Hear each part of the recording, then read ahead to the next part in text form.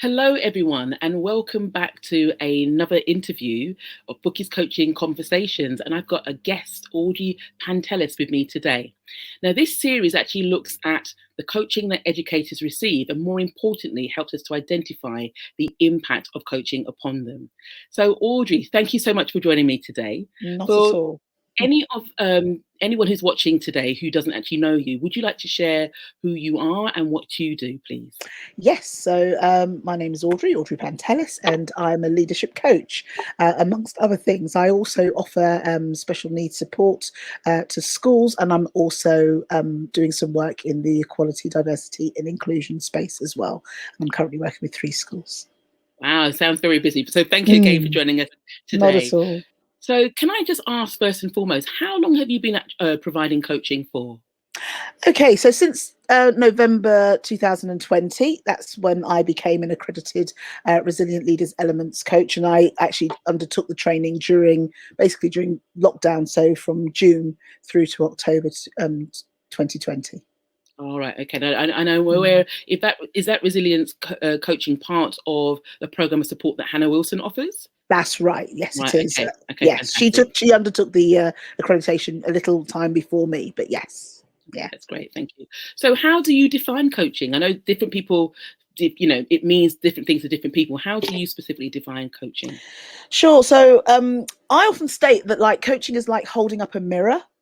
And I help point out what is already there. So I'm not reinventing the wheel. I'm basically ensuring that the coachee can see what I can see. And also, I believe that coaching doesn't always offer answers necessarily, but it facilitates the thinking that the coachee is able to harness to provide the answers. And again, everything comes from within. So really, for me, coaching is that it's about kind of bringing the inside out, as it were, with the answers definitely in the power and the control of the coachee. Fantastic, and thanks for actually highlighting that last point about the fact that the coachee is the one really in the driving seat. They're in control of it. Thank you. So can I just ask, do you receive any coaching? I don't at the moment, Bukky. And do you know what?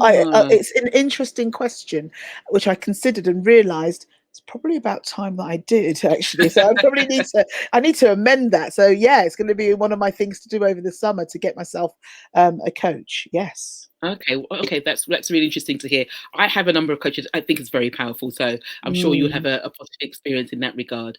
So if you've got teachers or educators who are wondering, why should educators actually receive coaching? How would you respond to that? Gosh, good question. So why should they receive it? Well, I think in the madness that is education and, the school day and the frenetic kind of nature that happens, it's really important that, educators have a time to reflect, to analyze, to revisit their value systems, to be motivated, and also to develop some real resilience, because often life kind of happens and everything is thrown at you and you kind of do that and you bat it off and it's okay, and so you're doing all of that stuff, but actually you're not actually getting a chance to kind of take on board all of these different things that are happening and seeing how that impacts on you and your performance and how you think.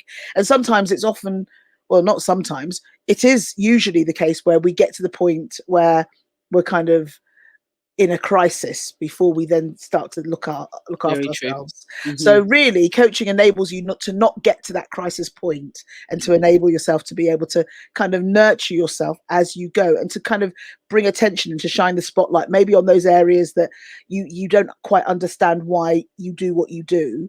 And shining that torch and shining that spotlight enables you just to have a really good think about it, and then think about different ways of being. Absolutely. Which I think is important. Yeah, thank you, Audrey. And I think I'd say it's just so important also about part of that includes safety and trust as well. So making sure that, the coach is aware of that. So my last question to you today, if someone is looking for someone to coach them, what advice would you give them? Okay, so sorry, Bukky, I'm interrupting you. I've got 5 main points, really. Oh wow, okay. Okay, so Audrey's top five tips. Here we go. So the first one would be find the right person. So look for what's important to you. So I think sometimes people might say, oh, I can get you a coach, and somebody gives you a name and then you automatically think, right, and you contact them and that person's free and then you kind of get started. I think be selective about who you're going to use. And so take your time. You might need to see 2 or 3 people or 5 or 6 people. It doesn't really matter. Find the right person. So, find out what your needs are, what your values are, what's important to you, and make sure you find that in your coach. That's the first thing. Second thing I would say is probably decide on what you need. So decide why it is that actually you're having coaching for. If it's generic, it's generic. It's a holistic job. Fine. If it's for a particular aspect, that's fine as well. Whatever it is, choose your area, choose what you need, and then ensure that the contracting process is clear. And by contracting, it's just purely and simply just making sure that you know what you're bringing to the setup and what the coach is bringing to the setup and how it will work. Just make sure that there is clarity on that, because if there isn't, then effectively somebody's kind of operating in the dark, and that's not a good look. There are assumptions then instead. Yeah. So kind of make sure that that contracting process is clear to you both. The third thing I would also then say is think about the framework that the coach will use, or the coaching process, and ask about it and talk about it in relation to, and this is all part of the preparatory work when you're talking to your prospective coach about how they'll use it. Get an understanding of that. Sometimes people think coaching, it's all going to bamboozle me. I don't mind what they do as long as they just coach me. Actually, no, find out what it is, because if it doesn't suit you or it's not really good for you, then again, you're wasting time. The fourth thing I would say to you is commit to the process. So you only get out of it what you're going to put in. So you might be the person that turns up every week or 2 weeks or 3 weeks, and you have a good conversation with your coach, and then you just go off and do what you did as you always did. Kind of, what's the point? Exactly. Which leads me beautifully to my last top 5 tip, which would be apply your learning. Absolutely. Otherwise, you are wasting your time. So those are my top 5 tips, Bukky. Thank you so much. And I love the last point you shared about the fact that unless you are implementing the actions that you agree to, actually, at the end of the day, a good coach will actually enable you to come up with your ideas, strategies, plans, which you then commit to. And unless you commit to those, you're just literally having a nice conversation. It's not going to have the impact that you want. But Audrey, thank you so much. We could actually go on for longer, but I say this is just a short interview just to give a flavour about coaching for educators and the impact we can actually have. Thank you for joining us today. Not at all. And I look forward to seeing you all again next time. Take care, Audrey. Thank you so much. Bye for now.